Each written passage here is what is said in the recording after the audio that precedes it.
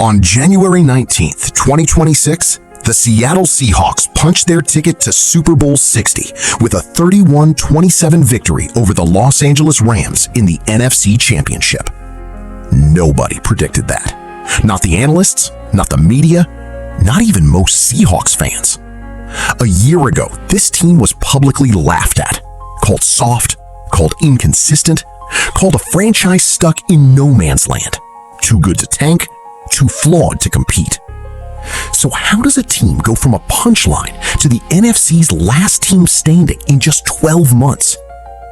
The answer is three people that nobody truly believed in. A 36-year-old head coach on his very first job, a quarterback that 4 franchises had thrown in the trash, and a defense that had to give itself its own nickname because the media wouldn't give them any respect. Just say it. I was wrong about Sam Darnold. Please God. Dear Lord. I was wrong about Sam Darnold. This isn't a highlight reel. This is a story about what happens when an organization stops chasing trends and starts trusting people. Over the next 15 minutes, we're going to break down exactly how the 2025 Seattle Seahawks were built, where they came from, what almost derailed them, and why, heading into Super Bowl 60, they might just be the most dangerous team in football. I also think that the Seattle Seahawks should win this football game. We're going to tell it in 3 chapters. Chapter 1, the coach. The story of Mike Macdonald, a 36-year-old who walked into one of the most storied franchises in the NFL with something to prove. Chapter 2, the quarterback. The resurrection of Sam Darnold, a man who got 4 chances and finally, in the city of rain, found his footing. Chapter 3, the dark side. How a defense with no superstar and no recognition became the most feared unit in the entire NFL. Let's start at the beginning. Chapter 1, the youngest bet in the room. January 2024. The Seattle Seahawks are looking for a new head coach. The market is crowded. There are experienced names available, proven coordinators, safe choices. Seattle went in a completely different direction. A new head coach in the NFL. Seahawks expected to hire Ravens defensive coordinator Mike Macdonald, according to multiple reports. 36 years old, no head coaching experience at any level. His entire reputation built on 1 season running Baltimore's defense, a defense that, by the numbers, was historically great. In 2023, Macdonald's Ravens defense finished first in points allowed, giving up just 16.5 per game, first in sacks with 60, and tied for first in takeaways with 31. Those numbers are staggering, but there's always a question with coordinators. Can you build it yourself? Can you run an entire organization? The early signs were not encouraging. Macdonald's first season in 2024 ended at 10 wins and 7 losses. That sounds fine on paper. But the Seahawks became the first team since the NFL expanded to 17 games in 2021 to win 10 games and miss the playoffs entirely. They lost the NFC West to the Rams on a tiebreaker. The difference was razor thin. The feeling in the building was not. 10 wins, no postseason. A gut punch that would have made a lesser staff point fingers or panic. Macdonald did something different. He looked at his roster and decided the problem wasn't talent, it was culture. His team needed to be harder, more connected, more mentally prepared for the moments that decide seasons. The 2025 offseason in Seattle wasn't just about adding players, it was about building an identity. And the first big move of that identity, it wasn't a draft pick, it wasn't a trade. It was a bet on the most controversial quarterback available. Chapter 2, the quarterback who wouldn't quit. March 13th, 2025, the Seattle Seahawks signed Sam Darnold to a 3-year, $100 million contract. The reaction was immediate and brutal. The case against Darnold was well documented. Drafted 3rd overall by the Jets in 2018, he had spent his career getting beaten up behind bad offensive lines, surrounded by limited weapons in dysfunctional organizations. The Jets, the Panthers, a backup role in San Francisco. By 2024, the league had largely written him off. He was a cautionary tale, a what could have been. And then Minnesota happened. When J.J. McCarthy went down with an injury before the 2024 season, Darnold stepped into the starting role in Minnesota and did something nobody expected. He was excellent. 4,319 yards, 35 touchdowns, 12 interceptions. He helped the Vikings to a 14-3 record and earned his first Pro Bowl selection. The Vikings, in one of the stranger decisions of recent memory, let him walk anyway. Seattle was waiting. What made the Seattle fit different wasn't just the money, it was the system. Offensive coordinator Clint Kubiak had worked with Darnold before. He knew how Sam's brain processed the game. He knew what made him hesitate and what made him fearless. He built an offense around those instincts. The results in 2025? 4,048 passing yards, 25 touchdowns, a completion percentage of 67.7%, a passer rating of 99.1, and a 14-3 record as a starter. After years of seeing ghosts, Sam Darnold was finally seeing the field clearly. And he had weapons. Jackson Smith-Njigba, JSN, completed his transformation from promising receiver to legitimate superstar in year 3. 119 receptions, 1,793 yards, 10 touchdowns. He became the kind of receiver that forced defensive coordinators to change their entire game plan. The backfield was a two-headed monster.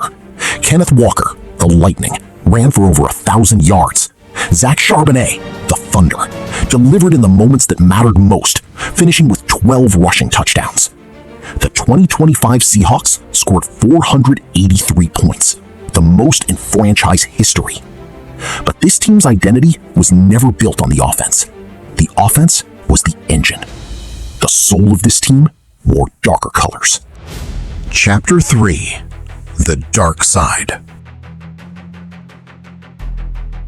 The Dark Side. That's what they called themselves.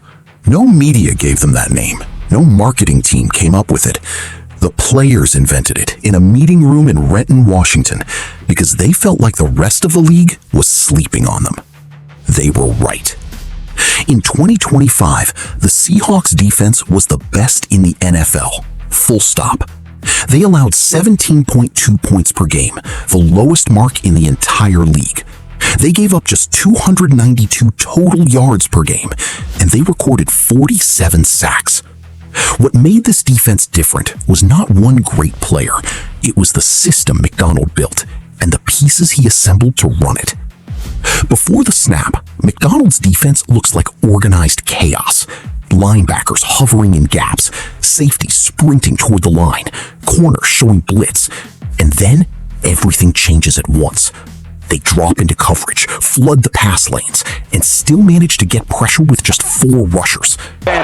Which suits some of their players. Certainly that's why Christian McCaffrey's in there so much. And offenses don't know what's coming until it's too late. Devin Witherspoon plays cornerback like a man possessed. Head coach McDonald calls him the heartbeat of the unit, and you can see why on every snap. Byron Murphy II, the 2024 first-round pick, was the unsung engine of the defensive line, the player who did the work that made everyone else's job easier. He never made the highlight reel, he made the highlight reel possible. DeMarcus Lawrence, in his first season in Seattle, proved he had plenty left. In Week 10 against Arizona, Lawrence recovered 2 fumbles and returned both for touchdowns in the same game, becoming only the 4th player in NFL history to accomplish that feat. Leonard Williams became a force in the second half of the season. After a 92-yard interception return for a touchdown, Williams said exactly what this defense was feeling.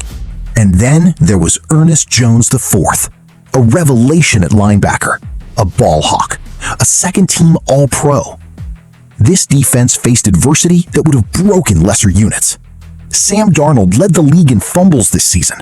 The offense repeatedly put this defense in terrible field position. The dark side never complained. They just strapped their helmets on and went to work.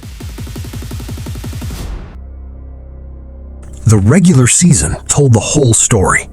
Week 1 against San Francisco. the Seahawks lost 17-13 at home, a frustrating opener that handed the critics more ammunition. This team, they said, was not ready. Week 13, Minnesota comes to Seattle, Darnold's former team. The Vikings think they know him. The Seahawks pitched their first shutout in a decade, 26-0. Vikings rookie quarterback Max Braysmore threw 4 interceptions. The entire Minnesota offense managed 162 total yards. Week 18, San Francisco again. But this time, everything was different. McDonald's defense held the hottest offense in football to a single field goal. On the 49ers' first drive, the Seahawks didn't allow a single first down, not one for the entire first quarter. A 13-3 statement win that the whole league felt. Then came the playoffs, the NFC Championship, a rubber match against the Los Angeles Rams. This was not a blowout. This was a heavyweight prize fight, 31-27. The Seahawks won it not with a flashy offensive explosion, but with the plays that defined great teams.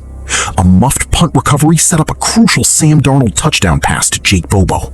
And rookie safety Nick Emenwari, a player most people outside of Seattle still can't name, made 2 massive pass breakups to end it. The Seahawks were going to the Super Bowl.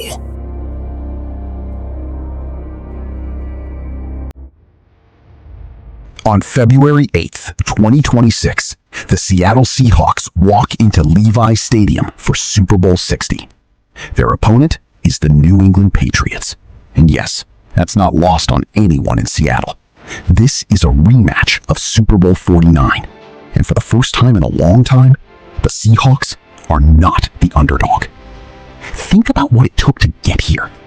A head coach who had never run a team before, trusted to rebuild a culture in 12 months. A quarterback who had been discarded by 4 organizations, finally given a system that fit who he actually was. And a defense that had to name itself because nobody else would. The dark side didn't wait for respect. They took it. Nobody saw this coming. The analysts didn't. The opposing coaches didn't. The fans in other cities definitely didn't. But here they are, 1 win away from bringing a championship back to the Pacific Northwest. So here's the question I want you to sit with. Do you believe? Do you think the dark side has enough to finish what they started? Drop your prediction in the comments. And if you think this team has been underrated all along, you know what to do.